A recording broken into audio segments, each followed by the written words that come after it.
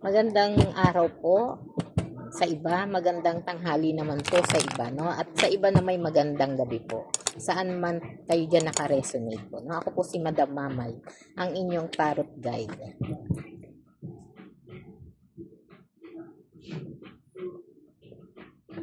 Kanino kayang energy ang ating nasasagap, no? Ang nakikita ko dito ha, yung energy na parang ano na, parang pamilya na, no? Pamilya, may asawa na, parang nagsasama na kayo ha, tapos may anak na.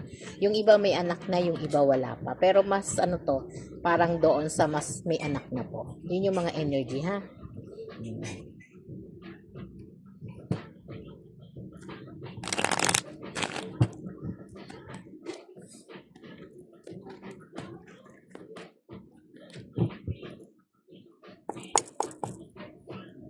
Makakasal ba kayo ng partner mo? Wow. King of Cups sa Page of Cups sa andyan yung Major Arcana, no? Wow, Ace of Cups, no? Good news to ha. Oh, Wheel of Fortune. Napakaganda ng iyong card. No, kung kaninong energy man to ha. Ito yung pinapakita no, parang almost 5 years, 3 years no, enough no. Yun yung mga energy. O yung iba naman bago rin ha. Bago lang. At dito no nakikita natin ha yung pagiging masipag ng person mo o mismo siguro ikaw din ha, pwedeng maging ano yon, maging vote no. At dito na pinapakita ha yung pagiging masipag no, at saka yung pagiging mahinahon no, pagiging matyaga no, parang yung pangarap ninyo ay talagang parang gusto ninyong tuparin no, parang pang long term no. Kaya kahit medyo may gustong bilhin no, ayaw gumastos no. Ito yung mga energy na to ha. Kung ito yung mga energy na to, ito po is para sa inyo no. At kung hindi naman no, pasok na lang kayo sa ibang video natin at meron doon. At pag gusto niyo naman personal reading, pwede naman kayong mag-message yan ha. May mga paraan tayo kung saan kayo pwedeng mag-message no. At ano naman tayo, everyday naka-live tayo sa TikTok no. At dito pinapakita po no, yung inyong relasyon ay hindi basta ninyo nakuha ng very stable ha. Dumaan din kayo sa maraming pagsubok no, yung mga pagsubok na parang on and off no, parang minsan may nagdubog sa inyo no, sa inyo. Pero dumating din kayo sa panahon na talagang nakuha niyo po no, parang nagkaintindihan at hindi na napigil yung mga emosyon no, talagang dumating doon sa panahon ng pagsasama no, pagsasama at nagkaroon ng parang tinatawag na nating pamilya ha, handoon na yung emosyon no. At dito no nakikita natin yung pagiging matyaga ng person mo, tahimik no. At mas although ikaw pa ngayon nakikita ko dito na parang medyo masungit no, yung sungit na hindi naman ganon ka no, pero sungit na maganda yung dating sa kanya ha. Kung naka-resonate ka dito sa card na to, ito po isa inyo ha. At meron po tayong 4 na major arcana card no, na nagpapakita ng maganda no, maganda positive energy po ito no. Dito na sa King of Cups no, na ito po ay nagpapakita ng romance energy no, na ang relationship ninyo ay talagang masaya no, masaya, maraming mga pangarap, maraming gustong buuhin, no? At pangarap din yung manirahan sa ibang bansa, no? O sa ibang lugar. Palagay na natin sa ibang lugar, gusto ninyong lumipat ng bahay, no? Yun yung mga ideal nyo, mga ideya nyo sa buhay na magkasama kayo, no?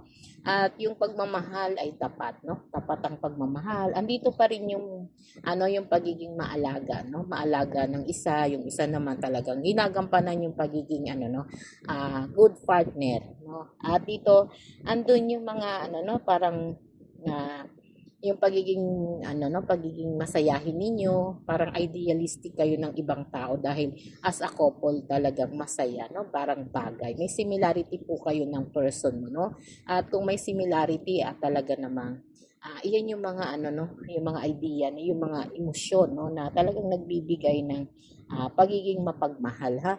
Ibig sabihin stronger ang inyong love no, each other.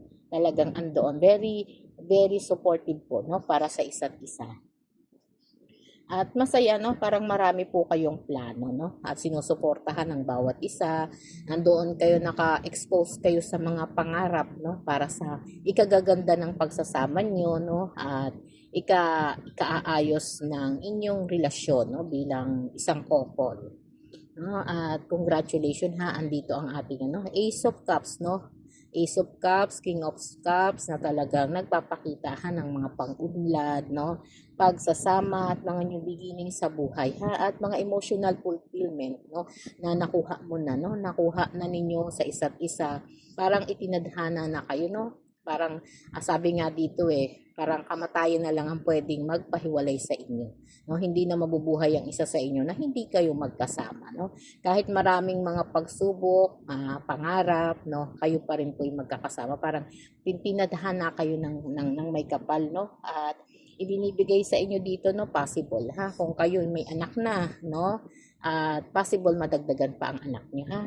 So, kung magkakaroon ng anak, mas lalong magiging masaya at matutupad yung mga pangarap, ha? Kasi yung parang ano yan yung mga parang binigay sa inyo, no? Parang binigay sa inyo ng tadhana, no? Ni universe para kayo'y mas maging matibay, no? At dahil po nandito po yung four pentacles, no? Pentacles, no, ipinapakita pa rin po dito, no, sa Four of Pentacles yung inyong mga mga financial stability, no. Sa financial stability ninyo, yun yung mga magbibigay sa inyo ng isang magandang kasiguraduhan na ang inyong pagsasama talaga ay parang itinakda, no, tinakda. At maraming pwedeng opportunity ang naghihintay sa inyo na pwede niyong pagpilian, no? Pwede kayong magnegosyo na makakatulong para sa inyong pagsasama at pag-unlad, ha? At nakikita ko rin dito, no, may magandang pag-uusap, no, pagdating sa mga pangarap.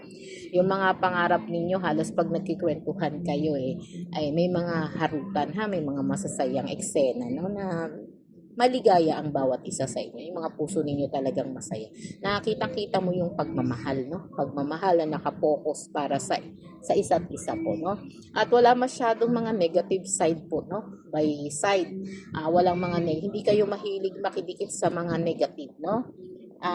Magsasucess kayo, ha, sa inyong pamumuhay, no, bilang mag-asawa, bilang isang successful na couple, no? At binless po, ha, ni Lord yung ninyo, yung pagsasama niyo bilang mag-asawa, no? At maraming blessing ang darating sa inyo, ha? At yung happiness talagang tuloy-tuloy, no? Mai-enjoy ninyo ang buhay ng matagal, no? Matagal ninyong mai-enjoy na magkasama kayo, ha? At wala masyadong mga negative na makikialam po sa buhay niyo, no? Kahit sa side, no, kahit anong parte po ng buhay ninyo, no, magaang lang, no, dahil siguro talaga kayo binless po ni Lord, ha. Sa tanong makakasal ba kami ng partner ko, no? Dito po, no, base sa mga card, no, at sa energy ng ating napipick up, no, kayo po ay malapit na pong ikasal, ha, at nalalapit na ikasal, at magiging forever na kayo po ay magiging masaya, no, sa inyong buhay, no? Parang kung ano man yung mga hinihiling ninyo sa buhay ay pwede pong dumating, ha, at pwede pang madagdagan. Kung kayo po ay may anak na, pwede pang madagdagan, ha, ng isa, no? At kung may mga negosyo na bubuksan, no, kung mayroon ding planong makarating sa ibang bansa, at kung gusto rin, no, magbukas ng negosyo, malaya po kayo, ha, kasi ang mga major arcana natin ay sinusuportahan po ang mga emosyon at ang energy ninyo, no? At iyan yung mga tandahan ng mga very successful person kayo at honest sa inyong mga relasyon, ha. At nakikita ko rin naman dito, no, wala sa side mo magkakaroon ng problema sa love, no, pati yung asawa mo, no, yung partner mo honest po sa'yo, no, at yung pagiging honest na yan ay talagang ingatan, alagaan, ha. At medyo dito, no, sa kalusugan sa ngayon, hindi naman tayo nakakita ng kahit anong mga problema sa kalusugan, ha.